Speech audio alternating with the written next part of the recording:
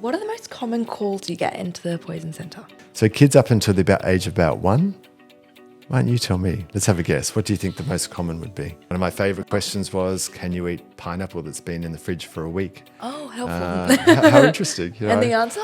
Well, I sort of made a joke and said, what type of pizza? And the response was, with a lot of enthusiasm, ham and pineapple. I didn't know he could get into that cupboard. How did he get up there? It was locked. How does he know how to unlock it? I always feel so sorry for grandparents, but it is just so common that we get calls. Grandma's visiting, and so it might be, for example, the parent of the partner who calls, and she wasn't supervised. You could tell already there's some drama. Hi, and welcome to Kids Health Explained. I'm your host, Sophie Delezio. It is every parent or carer's worst nightmare. You come back into a room and your kid has broken into the cupboard under the sink or climbed up to the medicine shelf. You don't know if they've swallowed anything, but your mind jumps to the worst case scenario. Darren Roberts is the Medical Director of New South Wales Poisons Information Centre, and he's here today to explain common household poisoning risks, how to avoid them, and what to do in the event of an emergency. Darren, welcome to the podcast. Thanks, Thank you so Sophie. much for coming. Oh, it's my pleasure. It's great to be here. Thank you. So can you tell us a little bit about yourself and your role at PIC? Sure. I've had an interesting background, excellent, like a lot of very fun training. I trained originally as a pharmacist and then I did medicine. And I'm a specialist now in various areas, including toxicology or poisons, which is why I'm here today. My work as a pharmacist was really interesting because my part-time job when I was studying medicine was actually working at the Poisons Centre in Queensland. And so that's where I learned an awful lot about lots of different sorts of bites and stings. I spoke to lots of members of the public, including parents who are very worried about the different exposures that they've had. It was really fun. I learned a lot through that. But now my main job is as a toxicologist. So here at the Kids Hospital, my role is that I'm the medical director of the Poison Centre. So my job is to be responsible for a lot of the clinical operations, but also I provide direct advice and support and management about the management of kids and adults who have been poisoned. So I look after the sickest of the cases across New South Wales, in fact, even across Australia and different parts of Australia. Wow. I'm providing advice 24 hours a day, 7 days a week with a team of others. So I think it's one of the best jobs in the world. I'm pretty happy. Very fascinating. So the doctors call you for advice on treatments and how to navigate the patient, really. That's right. So at the Poison Centre, we have actually about 350 calls a day. We're a very busy service. We get calls from members of the public and healthcare providers. So about 75% of our calls come through from the community, from parents or people affected. Can you describe for us what a poison is or what sort of cases you deal with? Sure. We get calls about so many things. Some things aren't really about poisons. One of my favourite questions was, can you eat pineapple that's been in the fridge for a week? Oh, helpful. How interesting. You know? And the answer? Well, I sort of made a joke and said, what type of pizza? And the response was, with a lot of enthusiasm, ham and pineapple. I said, look, I don't know, but I don't have any information about that. So many things are a poison. Actually, we sort of talk about something becomes a poison when you've had too much of it. And so how much is too much really just depends on what that substance is. So we get calls about medicines. Regular medicines are being given to children, other members of the family. Of course, they're helpful, but with too much, they can become a poison. Different chemicals, which might be around the house or sometimes in the garden shed. They're the very scary ones because they tend to be more toxic. But all chemicals can be toxic. Plants, mushrooms, animals, snakes, spiders, insects, creepy crawlies, so many things. So it's very broad, the questions that we all answer. Wow, very diverse. That's why it's so fun. Yeah, I'm sure. And from your experience, what's the scariest call you've ever taken? There's 2 calls which come to mind which relate to kids. One is when you get a call from a parent who's clearly upset because their child is not their usual self. Sometimes they're unconscious, sometimes they're having a seizure, and they think that they've got into something. For example, grandma's visiting and some of grandma's medicines are on the ground, or they picked up a vape, which the parent uses, and we've been seeing a lot of that recently as vapes have become more popular. And they're just so upset because clearly, who wouldn't be? Their child's unwell, uncharacteristically unwell. But it's quite tricky for us when we're taking that phone call because you're trying to ask questions to a very upset person who's clearly it's very hard for them to shift their concentration. So that could be tricky sometimes, trying to help someone to relax and settle down so you can get some information. And sometimes in those cases, we just call 000 to help them out. But that could be a tricky case. Yeah. Another tricky case I had recently was where a young child was bitten by a funnel web. And this was in the media, so I can talk about it. And I got a call from retrieval services just to say, we think this is a funnel web spider bite. This child is critically unwell, and me talking through with multiple people about the best management for this case. And so that's tricky because it's scary. uncommon. And so that's obviously upsetting to everyone involved. But all of these cases I told you about had really positive outcomes, which is great, but it's just a bit scary at that time. Yeah. Doesn't help Australia's stereotype when it's major spider bites. Well, yes, as the song goes, everything's trying to kill you. Yeah, exactly. But fortunately, most of them don't. And that's why we have you guys. That's right. That's why we try to help. What are the most common calls you get into the Poison Centre? Actually, the best way to answer that is for who? Oh, for kids 0 to 18. Okay. Again, that depends. So we tend to break the age of our kids up into different categories because that impacts a lot about what they've been poisoned with. So kids up until the age of about 1, why don't you tell me? Let's have a guess. What do you think the most common would be?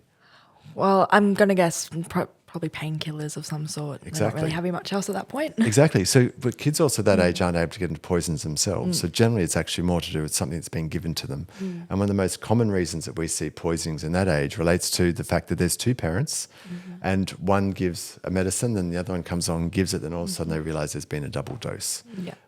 Or with some other care provider. And that just relates to communication. It's quite common. Generally low toxicity and low risk. Always call us. We'll be able to tell you. But that's one of the more common things. It relates to medicines and mistakes. The next group is a fascinating group. They're generally the 2-year-olds. So 2-year-olds have that increased mobility, increased interest in their environment. Kids who are 2 learn by putting stuff in their mouth. They're picking stuff all the time, playing with it, putting in their mouth. We often used to feel that at the Poison Centre we had that, either that privilege or whatever you might want to call it, of being the first to be alerted to the fact that a child has made a new milestone with their development. Because I didn't know he could get into that cupboard. How did he get up there? It was locked. How does he know how to unlock it? Yes. We would always be involved in the celebrations of that first realization, that the child is doing really well with solving the problems of the environment and exploring. So we used to get lots of. That's when we get most of our calls in that, say, 1 to 4 age group. Yeah. And so that again relates to. Well, you tell me. What do you think is the most common reasons that might be there? I'm going to give you a clue. Yeah. So the first one was paracetamol. Okay. Like you mentioned. What do you think might be number 2? Oh, like dishwashing tablets or something like that. Close. Actually, the next one is ibuprofen. So again, it relates to the same things of parents giving medicines to kids. Often it's or other caregivers, they're distracted by other stuff that's going on if there's other kids. But the next one is actually, like you said, kitchen-type chemicals. Yeah, wow. So we all put our dishwashing stuff under the sink, which is exactly where kids are. Easy to get and so that's where we get lots of calls about different sorts of chemicals. So if it's not dishwashing tablets, then it might be dishwashing detergents, it might be bleaches, other sorts of chemicals from around the house. So lock those cupboards. So lock those cupboards because these things are readily available. And what's disturbing is that all of these, particularly the chemical exposures, are preventable. And it relates to someone just didn't know or didn't think or were too busy doing something else. And we understand that if you've got lots of kids and then they turn around and kids can be pretty quick. Oh yeah, as everyone on this podcast knows. I don't need to tell you that. But, that's why we're here. But beyond that, we see different reasons for poisonings, and that tends to be related more to medicines that the kids are prescribed, and so they get used to taking medicines, or their parents giving them medicines, and then again, if same principles we discussed, if the medicines aren't locked up, then kids will get into it and take their own medicines. And so we may see overdoses of medicines related to, for example, ADHD. And that could be much more tricky, complicated and concerning. So many parents overreact and freak out. So what would you tell them if it's their first time and their child's just had some amount of poisoning or a bite or a sting or something happen to them? Firstly, we get that this is an anxiety-provoking thing. We know people will be upset. Never worry about calling us. We're not going to judge you and think that you're a bad parent, that you've done something silly, that this is your fault. We know that these things happen. First of all, so just call us. We'll provide advice. We're anonymous. We're not going to take down your details. We're not going to report you to anyone. We just want to be able to provide information and advice to you.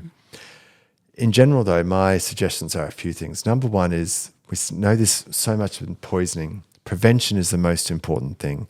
And while that may sound obvious, it really is so important. So locking things up and double checking your systems and processes to make sure kids don't get a double dose, to make sure they can't access those medicines. Kids copy their parents. We saw for a very long time there lots and lots of phone calls about kids vaping. And the reason for that is that the current vapes didn't have child locks on them. So any sort of breathing thing will set it off.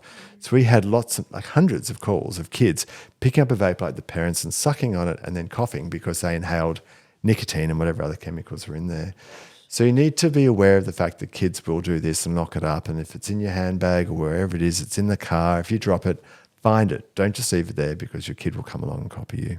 What are your advice for parents to tell other caregivers or friends and family who are visiting? I think it's always useful to think about what are the peak times or peak risks when kids can be poisoned. And there's a bunch of them. We've learnt this very well over a long time. The first thing is within our own home, relates to when we're busy and we're distracted, and that's when kids might get into something. So it tends to be in the morning when kids are going to school, in the afternoon when they come home for school or preparing meals. And that tends to be a peak time. So do be aware of where are the kids. Don't leave things out on the counter or unlocked during times when you're busy. The second thing is times of the year. So we know that summer is a peak time for bites and stings because people are out and about interacting. That's when a lot of animals are out and about interacting as well. So be aware of that. The other thing is when there's a general change to the whole house or home environment. And this can relate to either A, when we go on holidays somewhere and we're staying in someone else's house, because those people aren't always aware about how to be child safe and poison prevention. And the second thing is when we get visitors. So I always feel so sorry for grandparents, but it is just so common that we get calls, grandma's visiting. And so it might be, for example, the parent of the partner who calls. And she wasn't supervised. You could tell already there's some drama.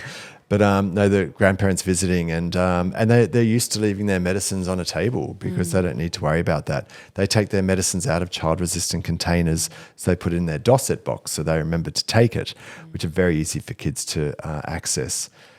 There's been a few times along the years where we've learnt that a kid has learned how to open a child-proof container because the grandparent had such severe arthritis, they couldn't do it themselves. So they taught children how to open it for them.